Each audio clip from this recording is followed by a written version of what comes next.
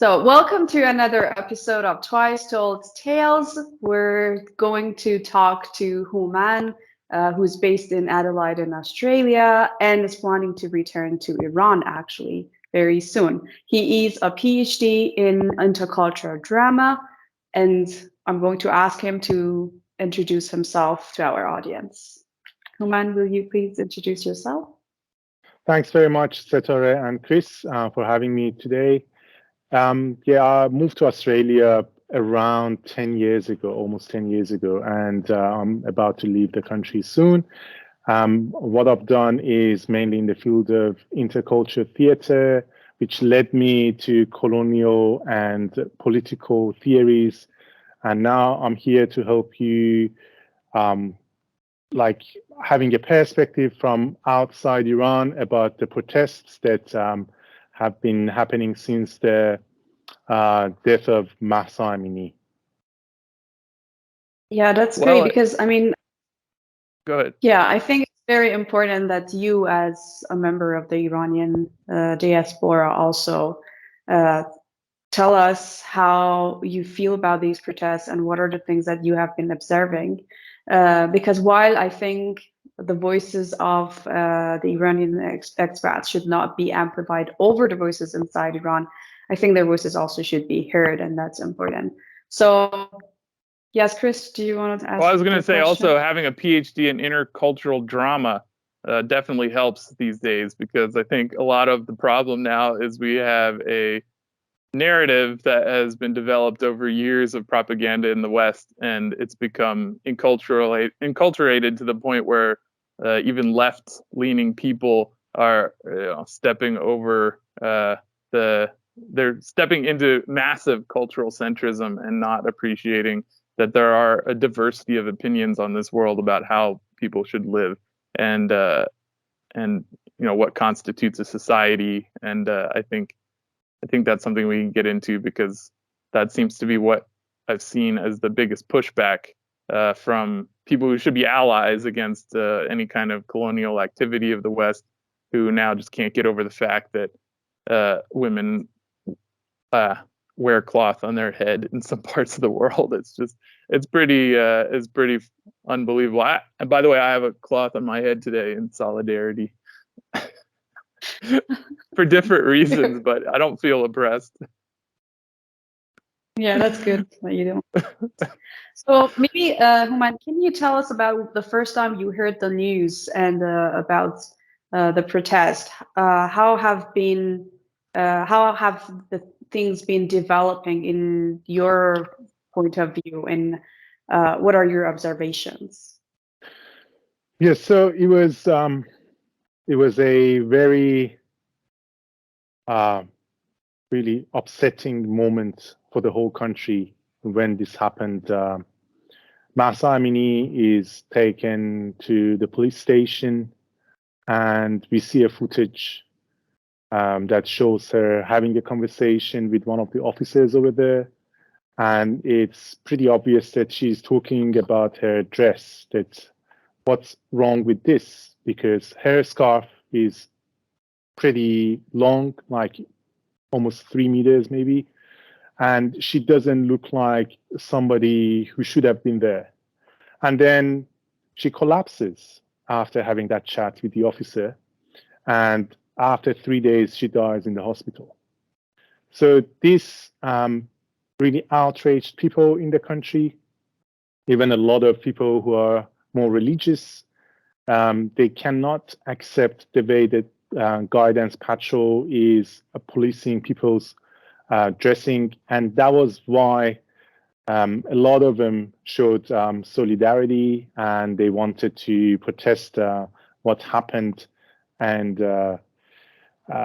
soon after, it seems to me that even inside Iran, based on the footage that we receive on social media and other platforms, it seems to be appropriated by those who are more into violence.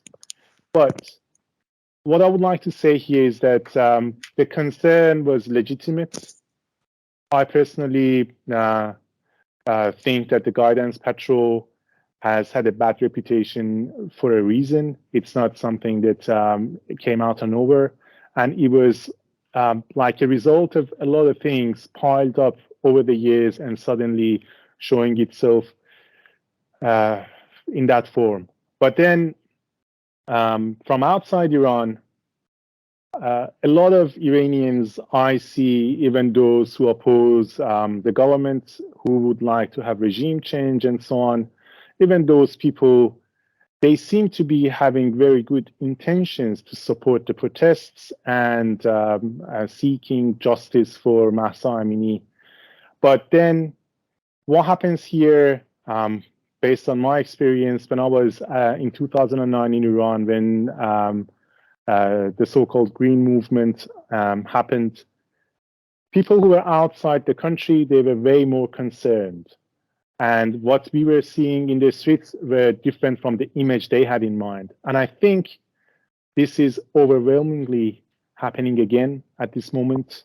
And to be honest, like sometimes I feel like overseas, everybody is expecting a revolution the day after. Then it doesn't happen.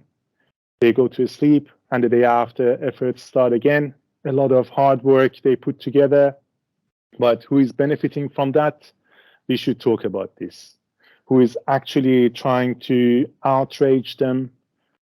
These are the topics that I would like to go through during the conversation. Well, I think one useful thing in that is looking at the hypocrisy of the things that are supposed to outrage people, because people, I don't know what your experience was with COVID, but it really brought on to me this idea that like mainstream media narratives can really hypnotize people into a trance where they do things that are totally illogical, and they're kind of like it's like they don't think, and what they do is they look for consensus. And I think this idea of consensus, especially in things like climate change and things where you're like, well, everyone agrees on this, so it must be right, is really a dangerous thing. And I think that I've noticed that in a lot of this is where people are just looking to everyone else, what the group thinks. Does the group think this is this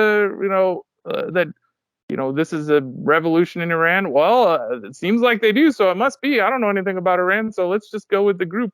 And that is really dangerous and lack of curiosity and very stupid. And I think it endangers the world. Actually, this consensus, that consensus is the way to go, because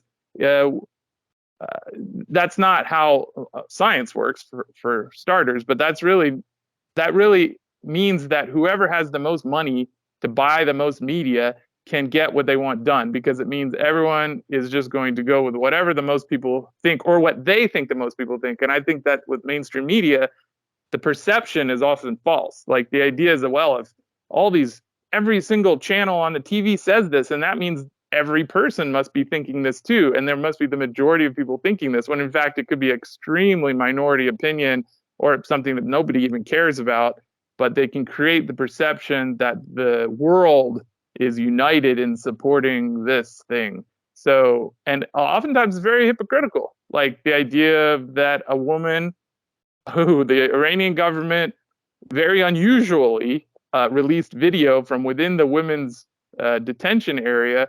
That's very unusual for Iran to do. They did it because they saw this narrative developing and they wanted to nip it in the bud. You see her walk in. She's not limping. She's not injured. She walks in very casually. She walks up to like a bench area, and then she has an acute fainting, or there's something that happens at that moment in her body, whether it's a heart attack or a stroke or something, and she reaches for her head. She feels faint, and then she collapses. Like this is something that happened at that moment. And then you look at her medical history. She had neurological conditions that could have led to this. There are all sorts of things. And then some people just die. I don't know if you followed the vaccine thing, but these days lots of people are just dropping dead of heart attacks. So there are things happening in this situation that are really not. They could be anything. Like this is something that the narrative has decided to tell you what's happening. And then you can see that with hypocrisy, because in the US, 5 people die every day in police custody. And there are horrible events that have led to people's deaths here. This is not just people fainting. These are people being, dying for lack of drinking water or heat in the summer, and nobody's protesting that. Nobody cares at all because they're usually poor minority people. And this, I don't know how many people die every year in police custody in Iran, but I assume is far less per capita than in the U.S. So that is just one example of this hypocrisy. But I think we should get into like a point whenever we talk about one of the things that is driving the hysteria or driving that, we just look at whether or not it's actually a thing to begin with, because I think it's often not, in my experience with in the last 3 years at least. So sorry, that was my rant because you triggered me with that. Yeah, so I agree with you that mainstream media mainly has like a certain narrative that wants to impose on everybody, and then this causes some serious issues and endangers societies and the world in general.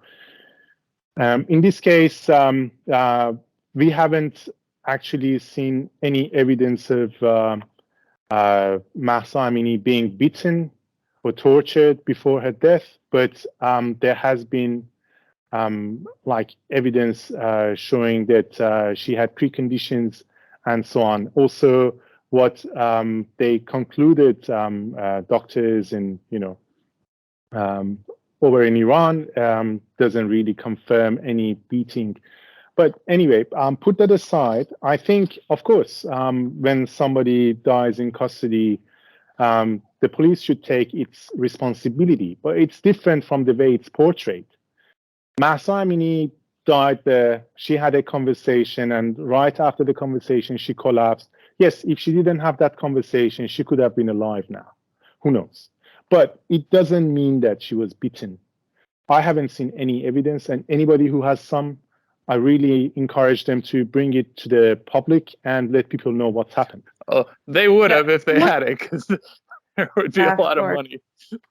Sorry, but one thing that is to mention here is that it does not change anything about how wrong it is for Iranian guidance patrol to take a woman into police custody or a police office and everything. So it's not that we're saying that this is okay. This is absolutely wrong, and we have said it several times in our previous episodes, and I personally in my interviews and everything. But we're talking about how the narrative is manipulated and how there is so much misinformation and disinformation about the things that are going on.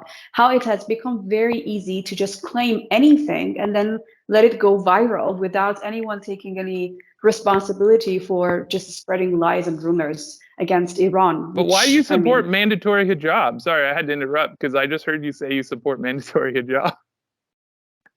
Yeah, I don't know like how you read between the lines or something. No, I just heard that. I mean, yeah, I know. Yeah, but like something very interesting happened on the 13th of September. She's taken to the police station, and after 3 days, on the 16th of September, she dies in the hospital. U.S. Special Envoy for Iran, Robert Malley, in a tweet wrote that Mahsa Amini's death after injuries sustained in custody for an improper hijab is appalling. So he is, from the day one, he's saying that after injuries, how does he know about the injuries? And this idea of Mahsa was killed by the police, this has been even up to now, like after reports and investigations have been done, still this is like one of the talking points of Western politicians in regard to this very tragic incident. But then when you move forward, you see like the media outlets, mainly I would say Manoto, BBC Persian, or the so-called Iran International, which is like a Guardian report shows that it's Saudi funded, but for some reason its name is Iran International. These three outlets, mainly the international, they have been actually fueling the protests. They have been encouraging like a lot of violence. They're very one-sided reports on the incidents, together with a lot of lies that they have spread around. This has made a lot of people angry. So I talk to a lot of my friends, my family, and they say, yeah, no, everybody knows that BBC Persian is a liar. Everybody knows that international spreads, rumors and lies and everything. But then when you look at their view, when you look at the images or videos or comments that they share with each other, you see the footprints of those outlets. Like, there has to be like some sort of, ethical perspective to all those things. For example, when BBC Persian shares a photo of an ambulance that we can't see inside the ambulance, we can't see before and after, and it says this ambulance is actually moving, some security guards from one point to another, and the photo was taken by one of the, citizens of Iran. This is not right. So you are making the whole population pessimistic about ambulances. So any ambulance car, yeah, and let's talk about this was claimed by some of these foreign-based Persian-speaking channels, and then we saw how many ambulances were burnt in a country that is under sanctions, and it has difficulties providing those ambulances for its nations. I mean, you just make one claim and then you start fueling the protests into and provoking people to do really violent acts that can hurt ordinary citizens.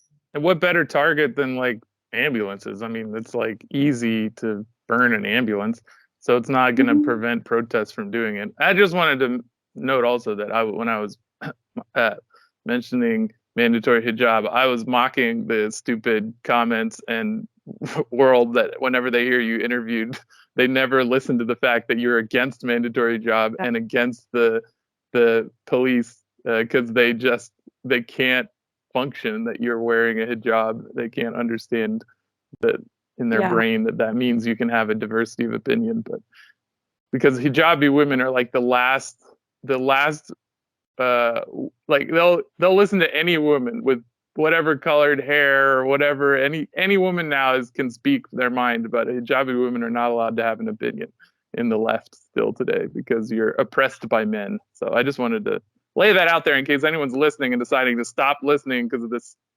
crazy conversation. Gonna get crazier. So yeah. So look, this is an interesting point that you're raising here. The left in the West nowadays is pro-NATO. They are in a race with the far right in order to bomb other countries, to regime change, and pro-NATO left. It's amazing. Yeah. And like what they do, for example, look at what happened in Afghanistan. Leila Abulogod, she's got a book, very interesting topic. The title is Do Muslim Women Need Saving? And then she talks about how the war in Afghanistan was fueled over the women's rights and things that were like the whole world was agreed on. Like they were saying that as a woman, I remember like some videos from Blair's wife and like George Bush's wife, like all those people, they were just talking about how it was important for the West to go there to help women and, take them out of those very, how to say, like very bad situations that they were dealing with. And we were bringing you, democracy and everything. But this is also like a turning point, I would say, when war on terror, the last phase of war on terror, basically, started with Bush. They turned their attention from democracy exporting to human rights in a lot of cases. And it's getting stronger and stronger because the whole world is witnessing that there's no democracy in Afghanistan after 20 years of having like a puppet government in power. You end up having a conversation with the Taliban and replace the Taliban with the Taliban. So basically, you don't do anything. You replace the Taliban with the Taliban armed with how many billions of dollars of U.S. weapons? And now it's like the worst place in the world for women's rights. So come on. I mean, it's sorry. I mean, Chris, I would say we don't know if that's the worst place for women. Well, it's true. This is what they say. This is like when they talk about, for example, Muslim women, they bring up the most extreme examples and sell the audience as like the norm. That is about That's men a good as point. well. Yeah, and this is like if somebody thinks that Islamophobia is something just originating in some sort of human rights concern, they're totally wrong. When the 1979 revolution happened in Iran, Edward Said wrote his Covering Islam. And in that book, he pointed that there were multiple elements to Islamophobia. And they firstly started with the occupation of Palestinian lands by Israel. And then continued by the boycotting over Western countries to not sell them oil. And then when the 1979 revolution happened, this is a government that is replacing then Saudi Arabia of the region. So the Shah of Iran was, the ideal ruler of the country, and in the region, even when the boycotting happened, the Shah was still selling oil and pretty much stopped the whole Arab world. And these days, we see how the war on terror, the 9/11, and so on, they all have piled up. And today, when we talk about women's rights, we have to remember all these events prior to this point. And if Iran was a US-friendly country, like Saudi Arabia or Emirates and so on, would it be criticized as much? Yeah, you have a very good point. I'm always astounded at how I can continue to shed layers of cultural centrism, because I just would assume that Afghanistan is the worst place for women's rights. But you're right. I don't know that. I'm just incorporating some propaganda in that, because I've never been there. I would love to go there, but I don't know. I don't know what you got to ask the women in Afghanistan that question, and whether they feel it, because just because they don't live just because they're not running around in the streets half naked with pink hair, doesn't mean that they're unhappy in their position in life, in their culture. And that's the thing. I think the left and maybe Western culture in general is in kind of this state of moral superiority and maybe even chaos, where they don't even understand what security or happiness is anymore in their own culture, whether they even have a culture. I mean, the breakdown of Western family structures and the breakdown of just general happiness with one's life in the West is so intense these days. It makes you even wonder, is this a position that has any authority to claim anything about societies around the world? Because it's really a pathetic example of societal cohesion. Very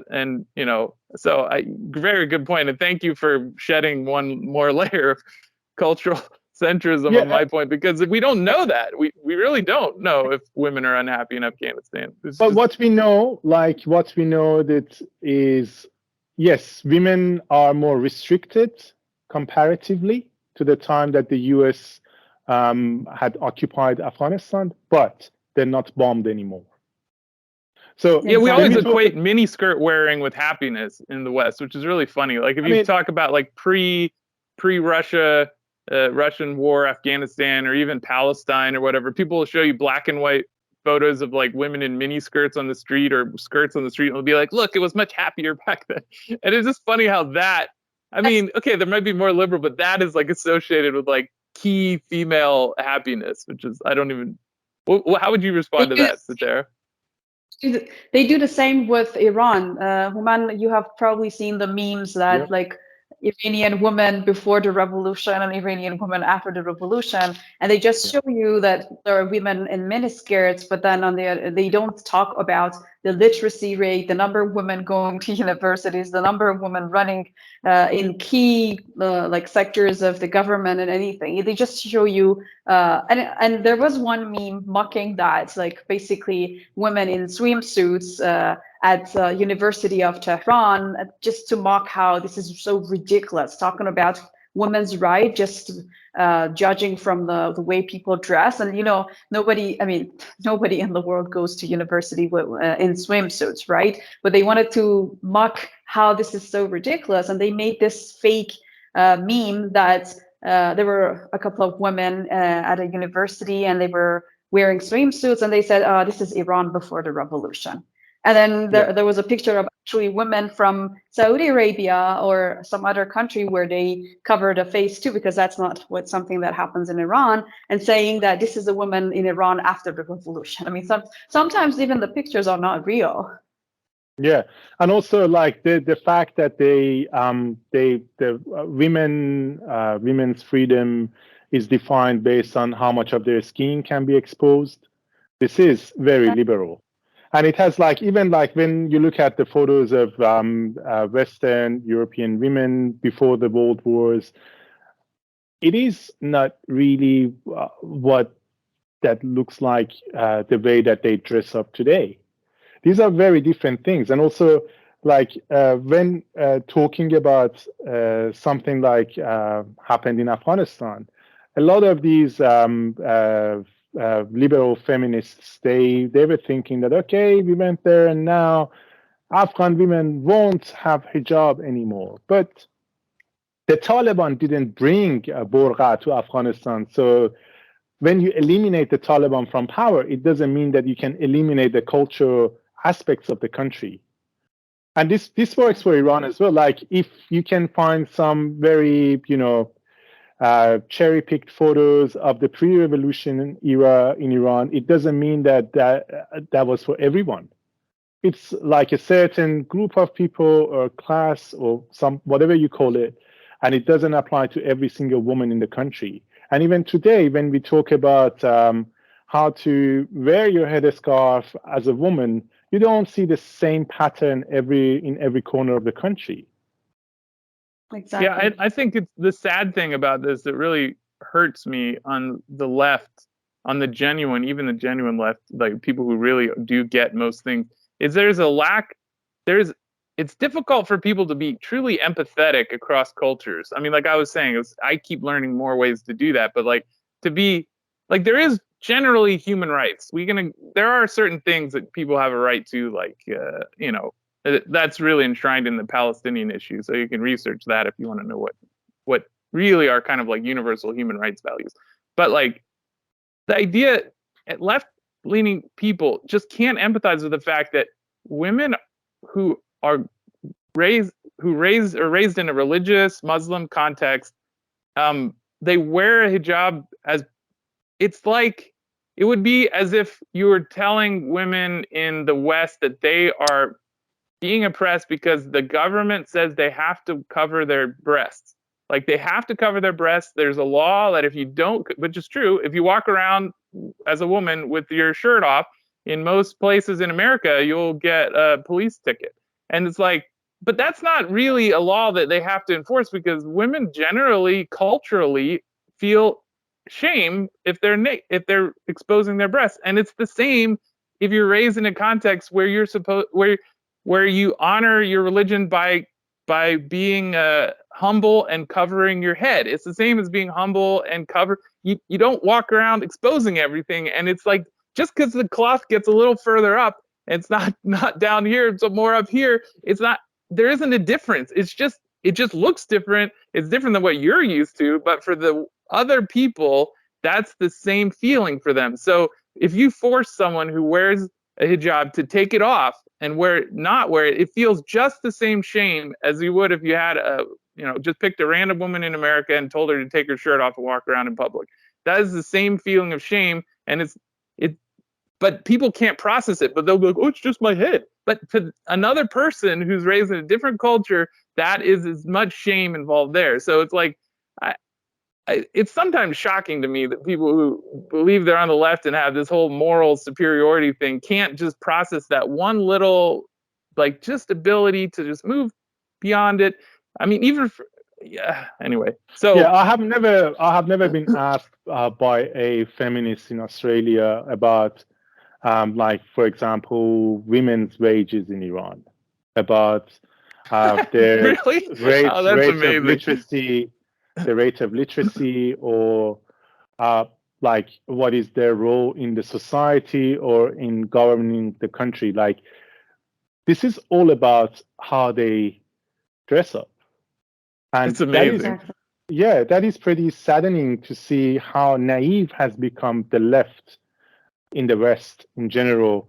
And then you see like things happen that, because when we talk about narratives, these narratives about every topic could be pretty much unbeatable. Like when you talk about China's treatment of Uyghur or Uyghur population, you cannot say anything against the common narrative. When you talk about COVID, as you mentioned, that's the same. When that's about like Iran, that is the best example of theocracy apparently in the West. And none of them asks, so what about the UK? Like, the Queen of the UK was the head of the Anglican Church, and 56 countries, directly or indirectly, were under her rule.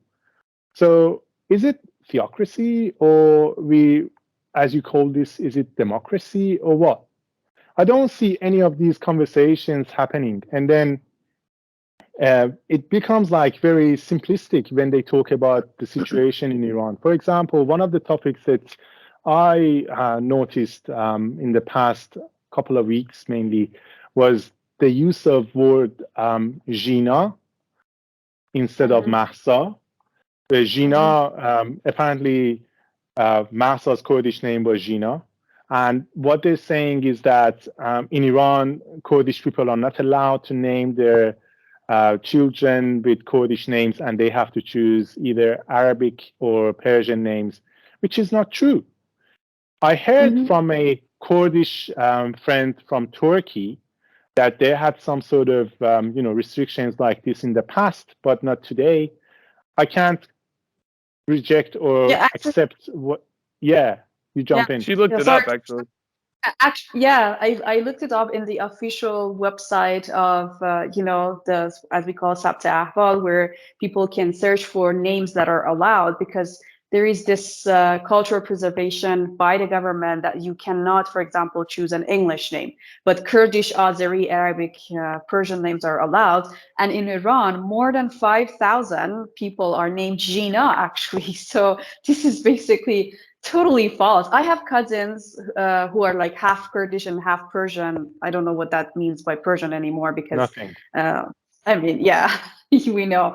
But anyway, like the way they portray it, and they have Kurdish names. They have registered Kurdish names, and since some of these Kurdish names have beautiful like music or rhythm, a lot of Persian people also use Kurdish names, and that's why a lot of them are very common among people who are not even Kurdish.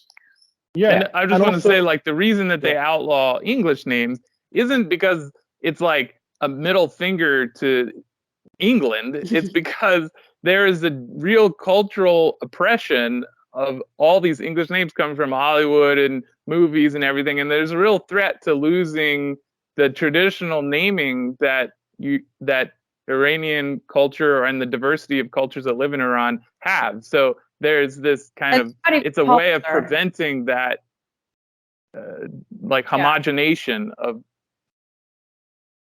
Yeah, exactly. And Iranian people are not really interested in having English names. Like, I mean, people like Amini had a second name. This is common for many families that their children have like two names. There's one name that they're called at school, and one name that they're called at home.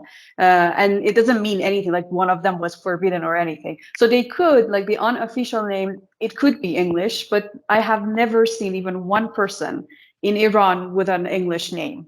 Like, it's not even popular. So it's not that the government is forcing something on people. It's more like a directory to look up the names and see. And like, if you want to have your child, like name your child something with very unique, you can check and see how many people have that name. And then if you want to name your child that name, which is like very common or not very common. So this is also something to take into account.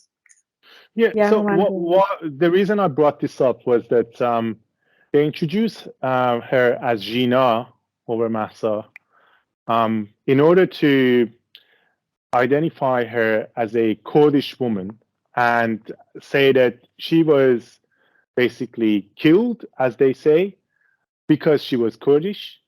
And they mentioned that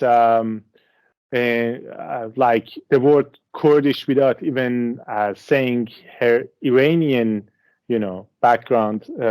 Apparently, that Kurdistan was a country and it was occupied by Iran, Turkey, and Iraq, and Syria, and so on. And then now it's time for them to, get that land back. And I saw one of the articles that I shared yesterday, and I think Setara, you also saw that one.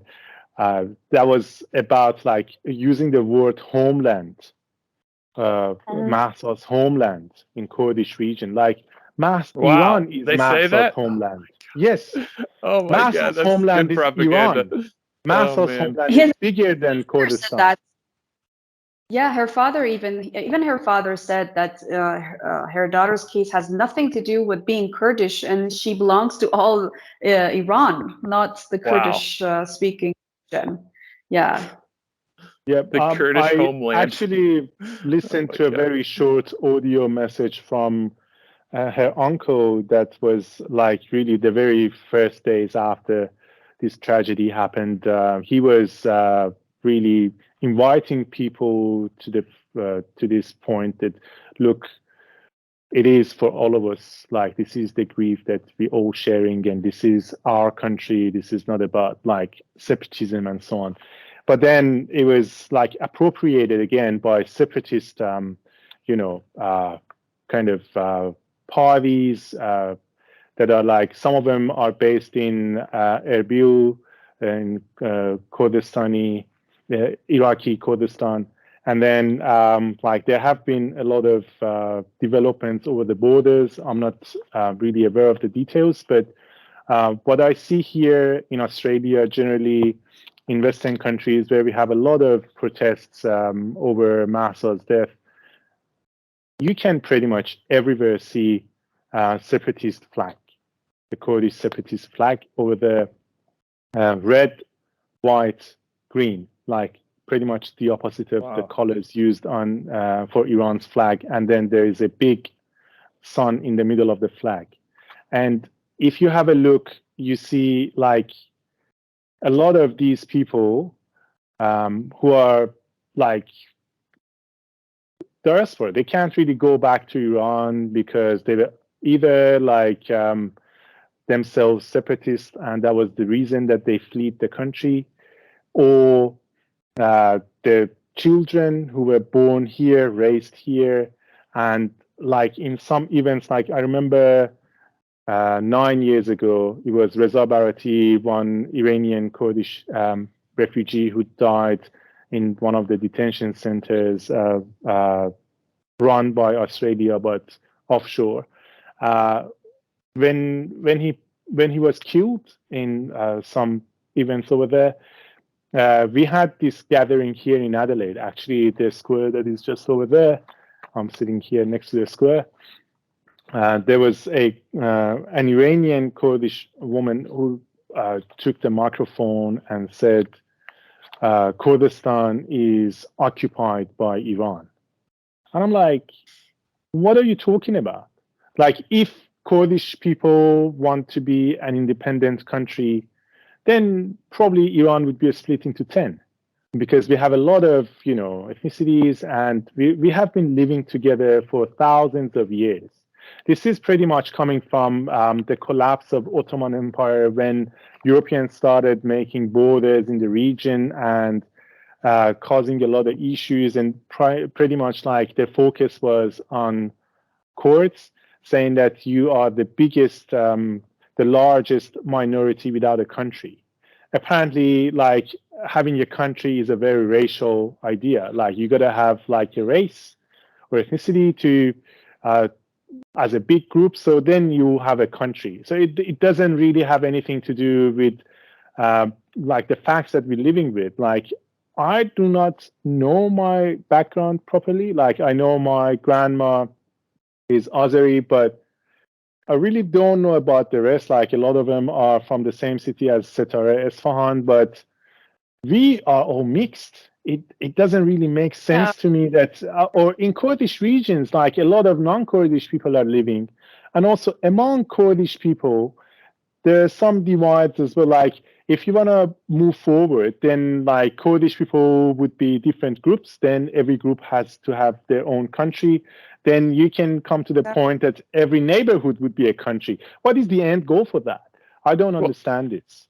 I would just like comment a couple things you said, because go ahead, Satara. You want to say something cool? Yeah, I think that's also very important to mention, that even the Kurdish ethnicity in Iran, they're not unified. We have they have like slightly different dialects too, and there are like Shia, Sunni. They're like a few of them may associate themselves with the Kurdish groups in Erbil. Some of them don't. Like I have a Kurdish aunt who lives in Esfahan, and her family has also lived in Esfahan. And like as Houman said, like when she talks to her family, she talks in Kurdish, but she doesn't talk in Kurdish to her children, because they were raised here, they were born here, and we don't. I mean, when I see my aunt, I don't think of her as a Kurdish. I think of her as someone from my family. I think of her as someone who is Iranian also. And I had Kurdish roommates when I was studying in Tehran. And one of my friends who was Kurdish was actually married to another Kurdish, and they had different dialects and different religious like denominations. So even among the Kurdish, it's not like everyone agrees on having a country or speaks exactly the same dialect. And we never, like, I never thought of my roommate as, oh, she's Kurdish. No, we were all Iranians, and it's just very, I mean, unless for the times that she was speaking Kurdish on the phone, I would not really realize that she was Kurdish, because there's basically no difference between them and us. It's discounting the diversity of humans, and I think it's like fundamentally that is what almost all this international propaganda revolves around, is that this monolithic concept where every group is like the same as with each other, when in fact every individual is different in the world, every individual. And I think like a couple of the things you said, especially about like religious theocracy and this idea of like nation states for races, I think a lot of this derives from Zionist ideology, which has been shifted into colonial and neo-colonial, and most of the neo-colonial efforts these days are backed by Zionist cash and political interests, because they have basically taken over U.S. Foreign policy. I mean, Ukraine's a great example, because most of the Zionists in power are actually rooted as Ukrainians. They're not Israeli. They weren't born. Their parents came from Ukraine, so they have a strong ethnic task to be done there. And what they're doing there is they're segregating the Ukrainians from the Russians, because they have to be separate. So like it's really bizarre, this whole like racial ideology. But another thing I wanted to say is about religion in states.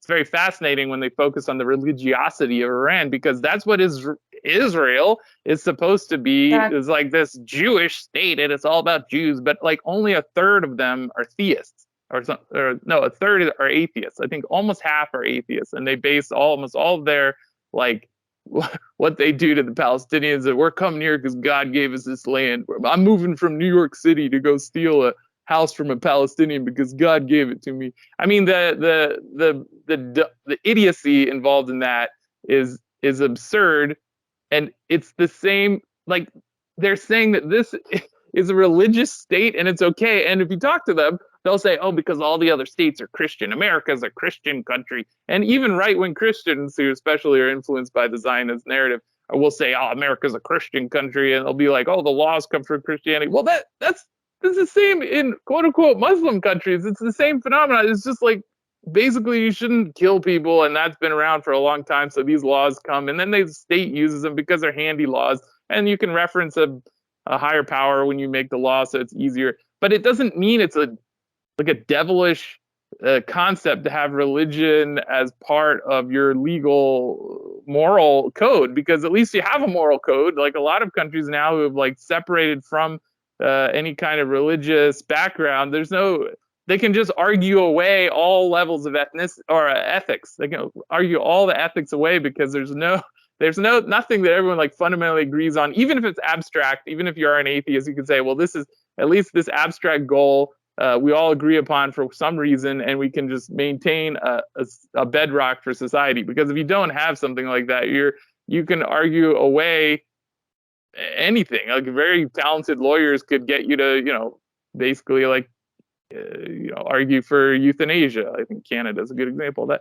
But the idea that it's a religious state is not inherently a terrible idea, and that you can even point to where they're heralding it as this fantastic achievement that we've created a Jewish state, regardless of the colonialism But there is a big whatever. difference here, like with the idea of Israel and like what we call, for example, a Muslim country, is that like in Iran, the majority are Muslim or Muslim born. So it is a Muslim majority country. In what we call, in the occupied lands, the government of Israel is bringing Jewish people to that area to say this is a country that is Jewish majority. It is a and they're not even, I mean, many of them are just Jewish born, not necessarily practicing Judaism. Some are not even Jewish born. If you look at the collapse of the USS, the Soviet Union, a lot of the Christians just went to their local rabbi, got a letter saying they're Jewish, and they moved to Israel because they knew they could get housing and a job. But there's so many people in Israel who are of Russian descent who are absolutely were not born Jewish. I've seen people with like crucifixes on their wall there because they're Christians. They just took advantage of this economic boon to try and occupy the land. So it's pretty absurd. Yeah. As you mentioned Canada here, Setari, if you don't mind, we talk a bit about what happens in Canada at the moment, and this is because this is very, very important part of the conversation here. So Canada doesn't have diplomatic relationships with Iran anymore, and the embassy, they closed the embassy in Iran, and Iran doesn't have an embassy over there at the moment. It's been a few years now. I think it was after some conflicts between Iran and the UK a few years ago. But anyway, one of the largest groups of Iranian diaspora is based in Canada, and then in the United States as well. In Canada, there is a guy named Hamed Esmailion who lost his wife and daughter in a very tragic incident that the PS-752 plane was actually shot. And then the situation, again, like Matt this was that airliner that was shot down shortly after the assassination of General Soleimani. It was a civilian, a Ukrainian airline, and how many people died? I think 176, if I'm correct. Yeah. But not to be confused for the over 200 civilians that the U.S. killed by shooting at an Iranian airliner. That was another tragedy, to be honest. They're not reassert that happened. To my knowledge, they're not connected. So far, this is very separate incidents of I'm just different times. Yeah, people could, and that's another airline shut down that people might be thinking. Yeah. Yeah. So Yeah.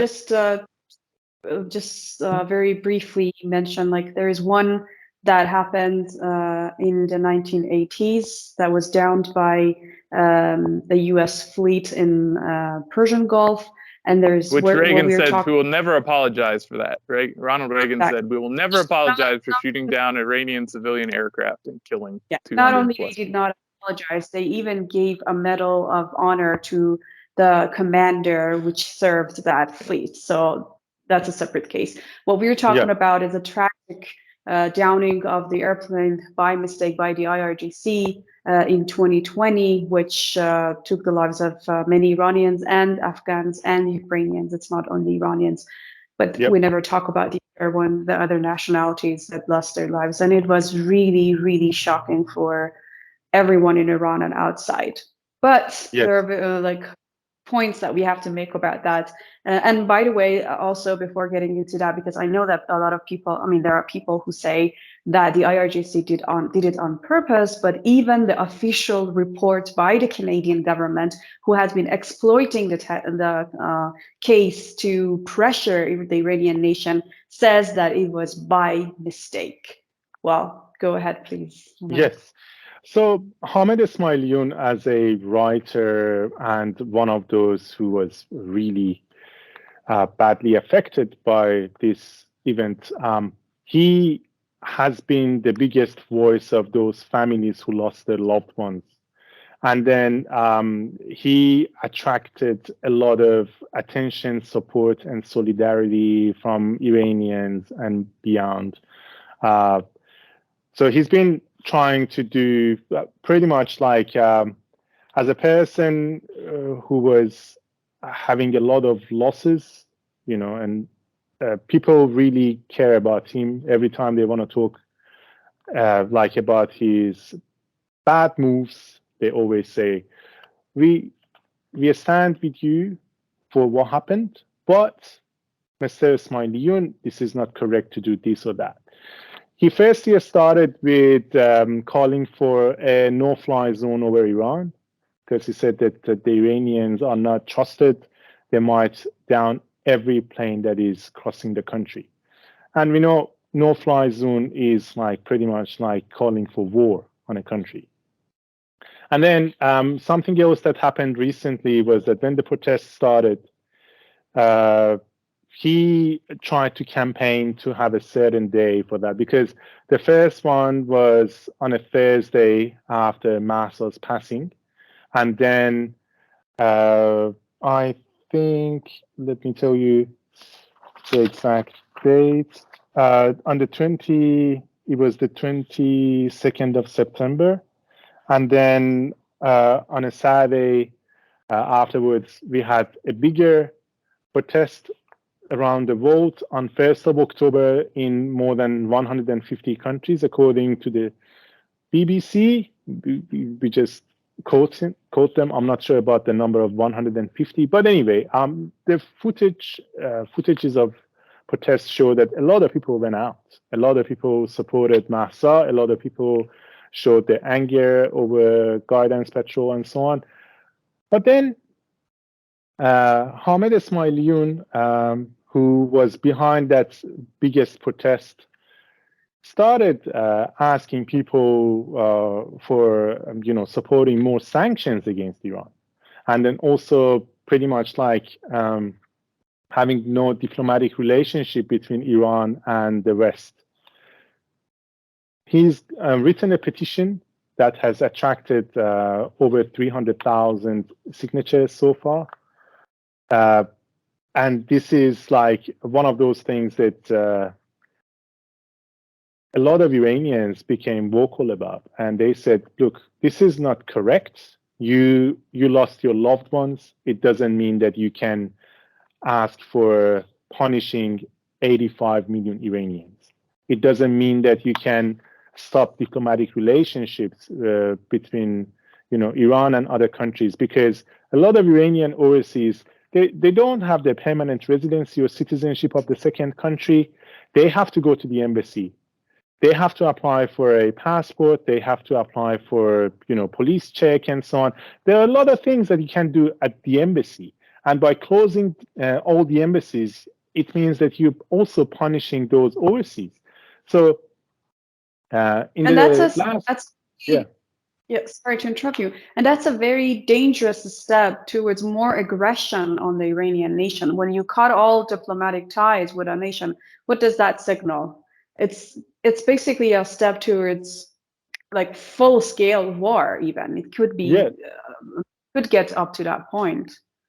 Yeah, and also when you look at those who are supporting him, like Irving Cutler, he was invited to an MEK Mujahideen Khalq conference together with Steve Harper, former Canadian Prime Minister, in 2019. MEK has a very bad reputation among Iranians, but it seems that it has rebranded itself during these protests. A lot of the ideas that they have, like a lot of the ways that they encourage people to, do in the streets of Iran, they seem to be like MEK style kind of approaches towards these kind of things. Also, the MEK used to be on the U.S. terrorist list before they became a useful tool for America, because they killed 12 Americans or 13 Americans in Iraq. And they're actually, were a very anti-American force until they realized that they could cash in and get money from America to support their... but even before they were delisted, they were used by the Bush administration and the Mossad to carry out assassinations inside Iran. They were trained in what, Nevada? Was it Nevada? What state was it? Yeah, Nevada. So we had training courses for a terrorist group that was actively listed on the terrorist registry in America, paid for and trained by the Mossad in Nevada. So it shows you how really pro-America the American government is when they do things like that. By the way, also, I will. Yeah, sorry. I will leave the link. Yeah, sure. Just one point. I will leave the link to the article which shows how they were trained in Nevada for the audience. Great. I want to read more about that. Okay. Yeah. Also, let's not forget about the fact that they joined Saddam during the 8-year war with Iran, and they actually attacked Iranians. They killed Iranians. And they're now, calling for a regime change or saving Iranians from the government of Iran and so on. This is like a very nasty, ridiculous group of people. A lot of them are involved with the psychological warfare on social media as well.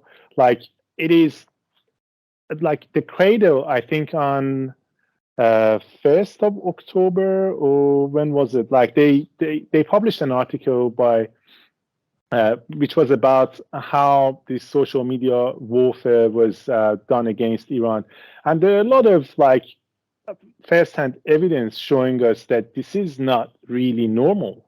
For example, Sima Sabet, who works for Iran International, that Saudi-funded outlet, according to the Guardian, she tweeted something, and in 6 minutes, I was on Twitter, in 6 minutes, she got over 2,000 likes and 1,000 retweets.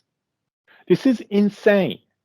The level of impression they're receiving, all these bots and trolls and so on, this is unprecedented. I have never seen such a thing. It doesn't mean that no Iranians or no protesters is liking or retweeting. No, they are there.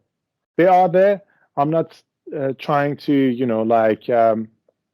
look down at what they are trying to do. They are definitely there. They're showing their anger. They might have found her as their voice or whatever. But it doesn't mean that every single person who is liking or sharing those things is an actual Twitter account. There are a lot of them are bots and trolls, and a lot of them are run by people of the MEK in Albania and beyond. Now, what's that statistic? We have. I mean, when it started, every media outlet in the West, in the mainstream Western media, you would see like they talking about hashtags or how this is big and a turning point in Iran's history. But gradually, as they felt like they're losing their credibility by all the lies that they are saying, they have kind of shifted from the main narrative that they had. Because just a few days ago, I saw that even CNN did an article saying that this shows coordinated manipulation campaign. And a lot of the accounts that have been using these hashtags for Mahsa Amini were created up to 10 days after Mahsa Amini's death. So it shows you, and there are people, I know that there are people, because that's what I got in the comments on this post that I tweeted about, that they're saying that the article says on both sides. Yes, on both sides, but which hashtags are you seeing trending? Which hashtag broke the historical records on Twitter? Was it the ones like pro-Iranians or the ones anti-Iranian government? So it tells you where the bots are actually coming from and what's their mission, and like the narrative fight is, well armed on which side and more than the other one. Yeah, and it's very obvious. A study that came out a couple weeks ago that shows that like 80% of Twitter is fake accounts. And then that's backed up by the fact that there's this huge US intelligence operation under the Pentagon that its whole point is to create fake accounts. And it's usually targeted at Iran or China. But now it's because of some NDAAs that unfortunately were signed by Obama.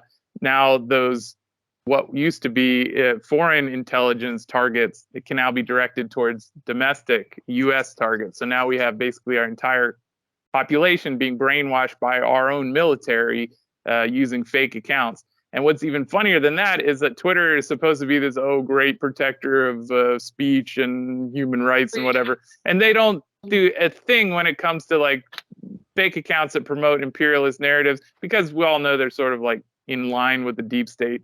But also, like, Satara got tons of death threats, and I've tried to like flag them. I mean, I don't use Twitter at all, but I've tried to flag them, and then they came back at me saying, "Oh, this tweet's totally fine." And it's like, but if I was death threatening a Jew, like it would be like, like I mean, so it's really like if you can death threat a Muslim all you want, and they're not gonna do anything, especially a Muslim from Iran. But try that with any protected class, and you'll see what happens really quickly. And so there's, This is a very good point. A lot of people try to report those tweets that are encouraging violence, and then pretty much none of them get anything out of it. Because this is something that they're doing knowingly. I can't really believe that Twitter is not a US propaganda arm.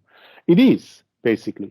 And when you have a look at like a lot of media outlets that are like partially or fully funded by the Iranian government, they always flagged on Twitter that, look, this is like coming from an Iranian funded like, do you say the same thing about the BBC articles?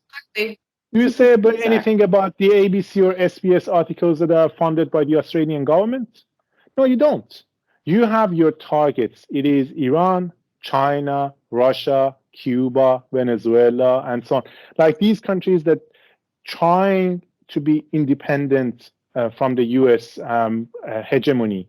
And then like, it is not a new thing. 3 days after Mahsa's passing on September the 19th, Washington Post actually wrote a long article in which they were talking about, revealing that there are a lot of, that kind of activities on social media. And then they, like, towards the end of the article, where, like, most people don't go that far, they have said this. The logic is that views expressed by what appears to be, say, an Afghan woman or an Iranian student might be more persuasive than if they were openly pushed by the US government. And this is where I would like to turn your attention to those native informants or those celebrities that are seeming very, there is something super cloudy over there. I can't really understand this.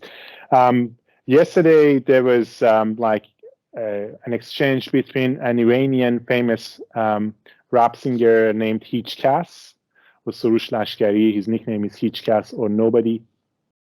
It translates to nobody.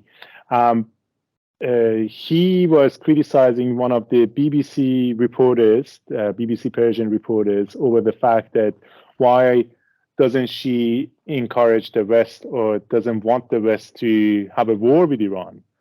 They are trying to normalize these things, and this is so scary. And then the BBC reporter replied that, oh yeah, well, so you mean that it's okay to bomb Iran, right? And also, would you let us know about that $400,000 that you got? Maybe people would like to know who is connected to whom. And yeah, because Hichkas wasn't really as active before this. And now we see he's always with his very violent language is expressing such things and encouraging people to, we should have all the options on the table, like the European Union said. We should have all the options on the table. We should do this and that. Don't say that we are actually pro-West. We're not pro-West. We're not inviting them for intervention. We're seeking some sort of collaboration. This is exactly. It's not insane. intervention. It's cooperation. Yeah. Yeah. It's consensus, and I think another component of that.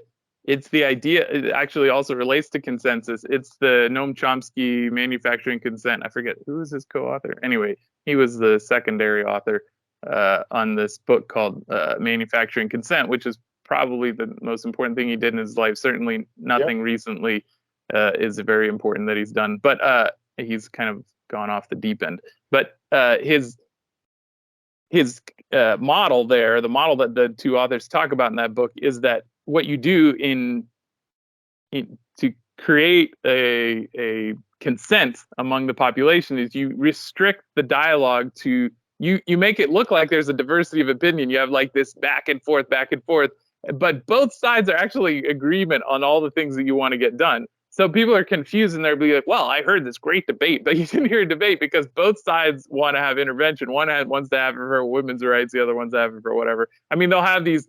So, and that's all in the media now, where you have this colorful groups of people. You have all the different genders and trans and all that talking, and everyone's so diverse and whatever. But there's no diversity. I mean, just look at like the Biden administration is a great example, and they hire all these like people who are physically, racially, sexually diverse, but they all agree on the same stupid policies. Like there's no intellectual diversity, and that's what happens in the media. So people who watch it think, oh, there's so many different channels and they're all privately owned and everyone talks in this debate. But if you look at what everyone is not talking about, those are the agendas. And so when you incorporate Hollywood stars or musicians or whatever in the debate within Iran and outside of Iran, and they're all sort of talking the same thing, and those are the messages that are picked up and then and promoted. It gives this impression that the important people, the people that we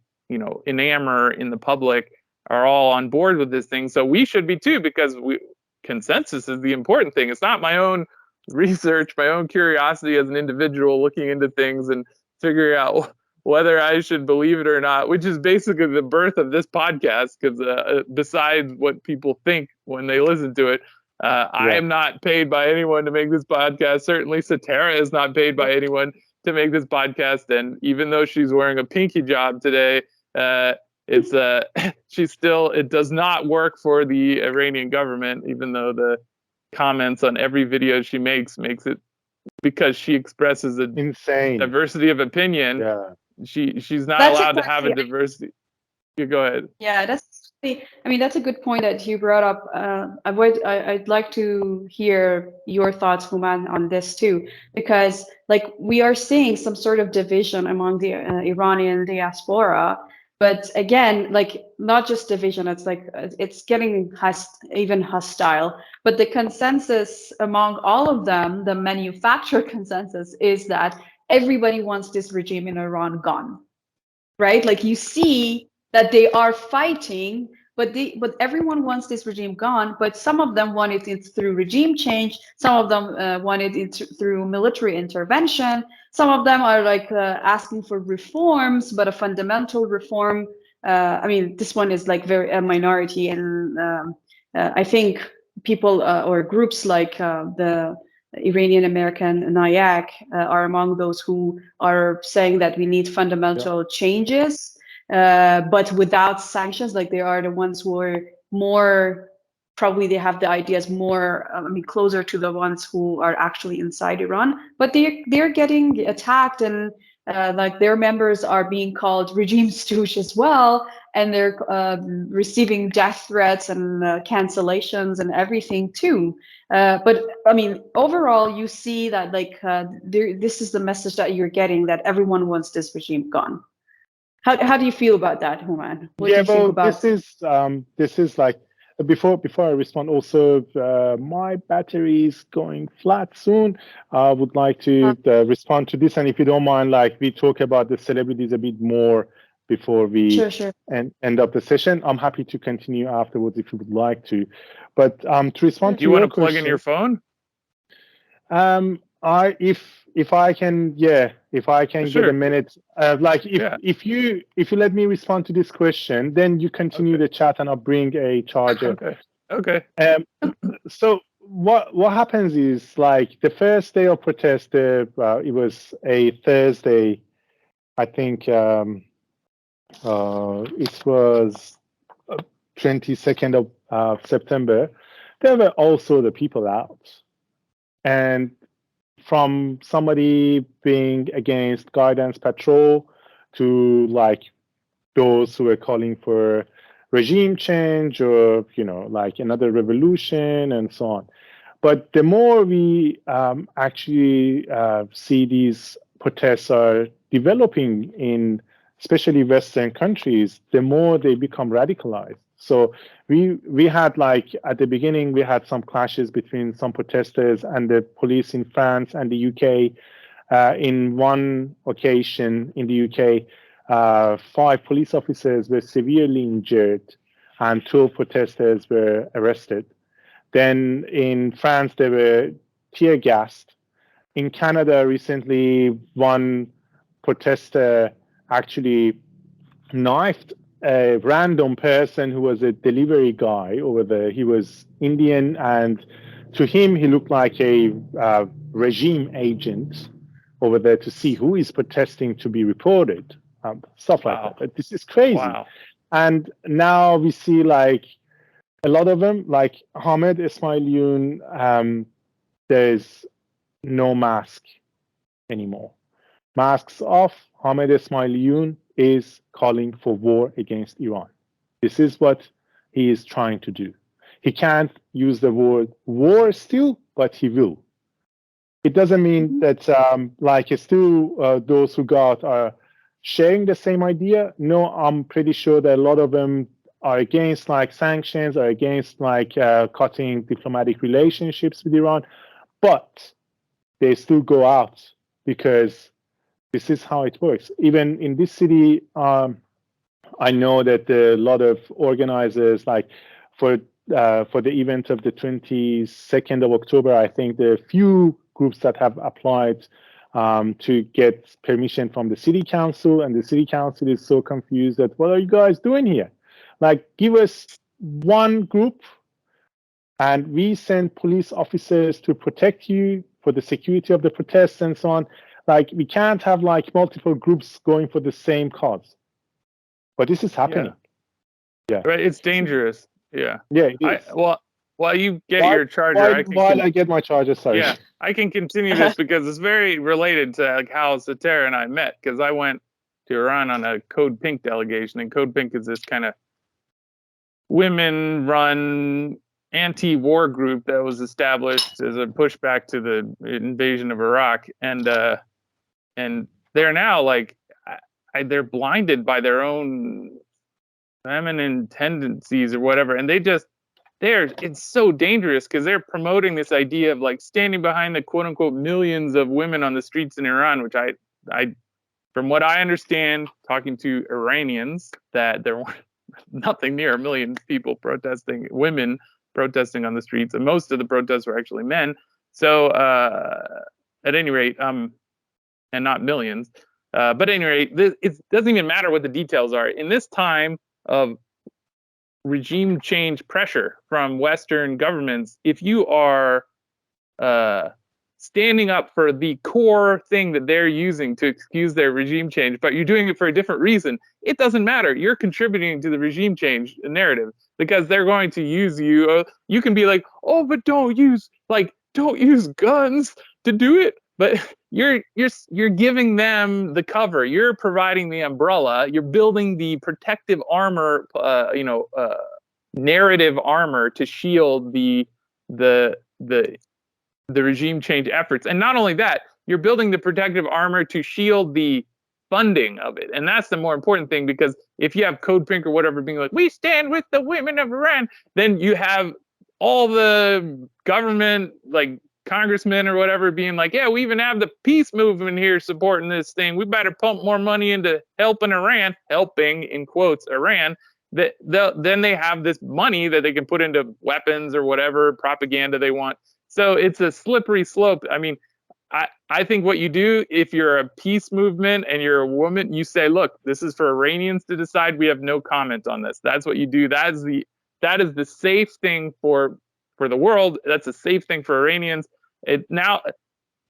No Iranian women are going to die because they have hijabs on. That's not going to happen. But millions and millions of Iranian women will die under sanctions and under war. And so if you really care about a country, you have to take these things into account, whether you want your own cultural values, you value your own cultural view of what women are, your own cultural view of how other people in the world should live. If you value that over the lives of those people, then yeah, push we stand with all the women doing the Western thing if that's your goal. But that's really outrageous, because if you're saying you're a peace group, you should be standing for peace and non-interventionism, period. And then if you feel that some of the other values you have are being exploited by that, you need to step on those and you need to say, look, even though normally I would say I stand with the women of Iran, I'm taking a strong line on this, and I'm saying the women in Iran who live in Iran, not the women who live on the Bondi Beach in the Iranian expats who live on Bondi Beach in Australia, and wear bikinis or whatever, not because they're in a different cultural space, they're in a different constraint. So the women who actually live in Iran, they are the ones who need to make decisions about how they live in their country. And to me, even though Satara said otherwise, for me personally, I think the expat position needs to take a secondary value to the people who actually live under the government that they're participating in. But that's my own personal opinion on that. Yeah, I agree. Yeah, well, yeah, I mean, that's very important. I think the sad thing is that people like Roger Waters have also fallen for it. And this is like, for me, it's very sad because so I have sad. a lot and he's for now him, but he's playing on the same, yeah. This is he's like basically like frequently like pretty much like what he's telling his followers about this event comes from Iran International. So Iran International When you say that, you mean Saudi Arabia. Well, exactly. We should say Saudi International. Yes. That makes it much easier to understand what we're talking about. I mean, I've also felt very bad for Roger Waters' credits, because Iran International has invited heads of terrorist groups online to talk, and that's they cover MEK. Yeah, they cover MEK too. I mean, they don't even. Wow. This is it's sad. Sad that he appeared at and Code Pink is now using him in their last email to say that Roger Waters now signed a thing. It's not about Iran. It's about Ukraine. But now they're trying to promote him because I don't know what's going on with them. But so just let's talk about the ties between Russia, Ukraine, and Iran in this situation as well later. Yeah, Okay, Satara, you go on. Yes, Satara, what were you going to say? Say that this is so sad that Roger Waters accepted to appear on Iran International, and I don't know, Houman, if you have seen Simo Sabit's the cover photo on Twitter. Yes, yeah, I shared it. That's the interview that's the interview she did with Roger Waters, because that's the only way she could get some credit on exactly. like international English speaking, because she is terrible and she is hated by many Iranians, like a lot of Iranians. And I'm really sad for Roger Waters. I was thinking always that he's like the only celebrity that doesn't really act like a celebrity, but then when it came to Iran, suddenly it happened as well. And I hope that I would never see this, but I saw it, and it really ached my heart. Roger Waters, a big advocate of a lot of the oppressed people around the world, a very big vocal critic of the United States and the Western imperialism and colonialism. He appeared on one of the worst, maybe in Persian language media outlet, it is the worst. But I'm saying globally, it could be one of the worst media outlets we've ever seen. They are the only ones that give, they are the only one that give like a platform to the MEK. They are the only ones that are like, even like Manoto or BBC Persian never do such things. During the time that there were more, happenings in Sanandaj in Kurdistan of Iran, they were inviting separatists to the, programs to talk to them about like these kind of things. They have been advocating like the right of separatism. Separatism is not a right. When somebody tells me that, oh, what about if the majority of Kurdish people want to be an independent country? Well, the majority doesn't want it unless you give me your statistics clearly showing that, okay, this is what shows that the majority wants it. I don't know if they're the majority, but I don't think so. I don't have any Iran-based Kurdish friend. I'm not talking about those separatists who moved overseas or their children who feel like really bad about what happened to their parents and so on. I'm talking about those in Iran. I have never come across even one Kurdish Iranian person who wants to have their independent country. This is like pretty much BS. And then even if the majority of Kurdish people want to have an independent country, let's keep in mind that is against the international law to violate the borders. Then also that region doesn't belong only to Kurdish people. This is for all Iranians. But this is like a classic tactic where it's just like they find cross-border ethnic groups and then they try and, I mean, this is like colonialism 101, like divide and conquer. So I they think have been used and abused by the West, over different countries in the region, but a lot of them funded. So that's why they keep going, because they know there's some money to be made in that game. So I think I would not be surprised if there are a lot of Kurdish people who disingenuously present themselves as separatists in order to gain support from the West. Exactly. But I think what you were saying before is an interesting segue from the Roger Waters thing, is looking at the connection between Ukraine and Iran. And even COVID, I think this like flow state of the hypnosis has been very interesting, where we went bam from COVID to Putin, and it's like the same people who were like going nuts on COVID, like it's almost like Putin became COVID. Like it was like bam, it just immediately switched, and now that same group with Hitler. Yeah, but the same group, I don't know what it's like in Australia, but here in the US, the same group that was like unthinking, the lack of creativity or curiosity about any of those narratives is now the same on Iran. It's just like, I don't see any like Iranian rainbow-colored Iranian flags in people's lawn, but I wouldn't be surprised if that joined the Ukrainian flags at some point. I have a Facebook account that is only or let's say 97% maybe, shared with non-Iranian friends, because I was screenshotted by some of those who are living in Adelaide, and they didn't like my views, and they were saying that I am a regime agent because I'm against sanctions, for example, or because I share this and that, perspective. I wrote at the beginning of the protests, I wrote that this is like ridiculous that Western celebrities are standing with Iranians or Iranian women or whatever they name it. Because if they wanted to do it, as you said, they should have called for the stop of sanctions, like stop it, stop like this economic terrorism over Iranians, half of which are women. And then like some of my European friends and also Australian friends commented that, so how should we show our solidarity? What should we do then? I said, don't do anything. You don't have to do anything. What you have done over the past few decades has been just helping NATO. You feel like you're a very good-hearted person. You're not. Best case scenario, you're patronizing. But in reality, you are actually helping those things happen. In this city, people gathered outside the parliament of South Australia. This is mind-blowing.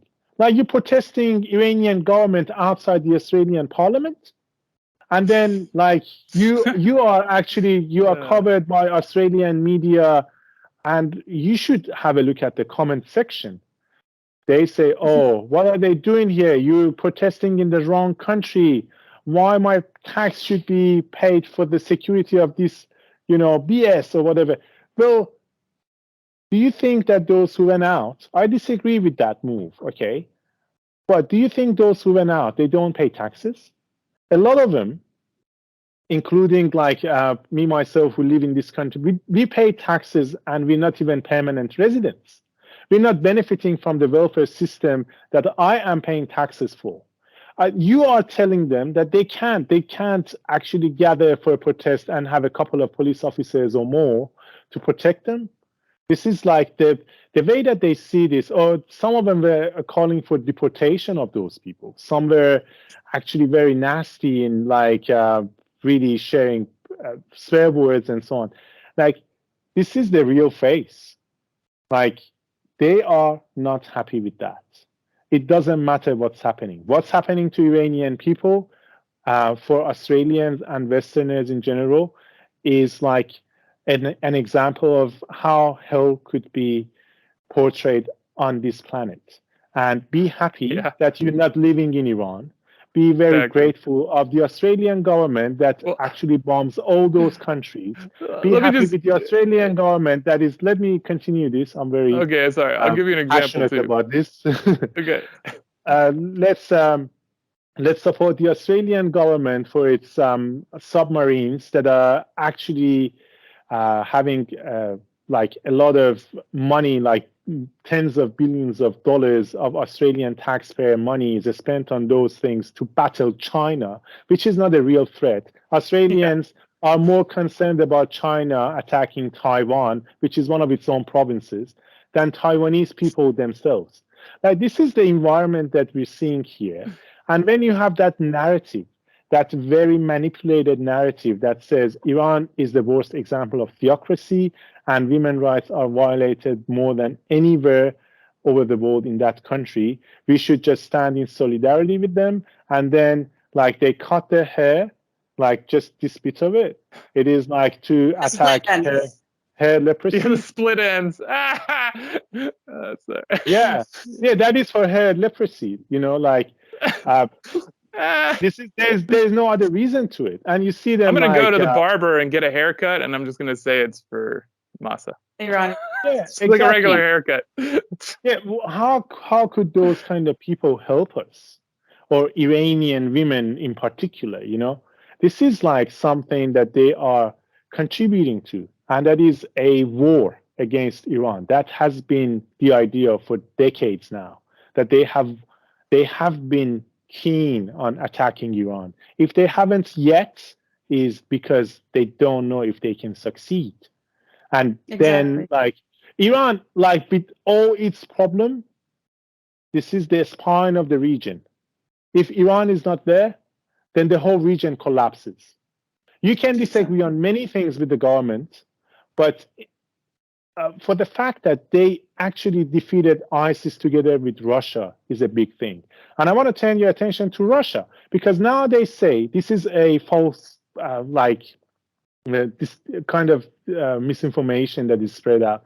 Like they say, Iran is arming Russia with its drones and so on. Wait, before we get on that, this is great, but I would like to say two things, because that's a good train of thought to move to. One is that, like, you were giving examples of how people are portraying Iran as like this hell on earth. Like in the comments of the Breaking Points interview that Satara gave yesterday, which I highly recommend everyone go listen to. It's a great interview because she was able to speak by herself without a like a regime change agent counterpart to interrupt her. And the comments are great because they all think it's terrible journalism because there wasn't someone pushing back on all the like talking points to like equalize them with the narrative that they're comfortable with. But one of the comments was, she didn't say anything negative about Iran, so she's not credible. It's like, are you? I mean, that's how dumb people are. It's like, I mean, there's a zillion things I could say negative about the U.S., but I don't. If I'm not going to say it every minute. That's not part of my, especially in this scenario where you're trying to protect your country from outside, involvement. It's not the time to be like criticizing everything that's going on, because that's not the point. The point is to stop the outsiders from getting involved. So go ahead. You want to say something? And you're getting negative news about Iran 24/7. What more do you want? Why do you want another? It's like in the Israel debate, they say show both sides, and it's like, dude, you know the one side. That's all you hear is the Zionist side nonstop. Like, you need to hear the other side. So yeah.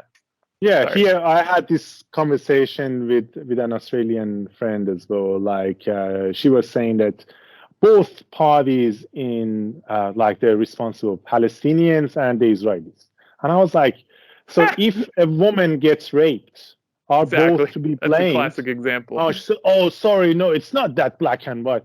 Well, if the woman gets raped and she punches back at her abuser, is that terrorism? Is her punch terrorism? That's the question. Because that's how they frame it in Palestine. Yeah. And so that like is a family defending their house from being stolen by New Yorkers who come in there as Israeli citizens and steal. If you defend your home from being taken over, you're a terrorist all of a sudden. And Americans, most people who hear me say that, even if you understand any of this other stuff, you hear me. You think that's just total crazy propaganda, but I lived there for nearly 2 years. It's absolutely 100% true. So, America's and Israel's crimes over there are just absolutely absurd. And Americans, the vast majority of Americans, have no clue what they support there. It's terrible. Yeah. But the other thing you were saying is like Australia is trying to raise money to fight China. That is hilarious. China is their biggest customer. That's who buys all the coal and all the stuff. Why would you punch your customer in the face? Wow, that's amazing. I don't want to go off topic, but the biggest problem is that they're politically and culturally associating themselves with the West, particularly the United States, and then economically want to get anything they can from China, and this is not going to work out.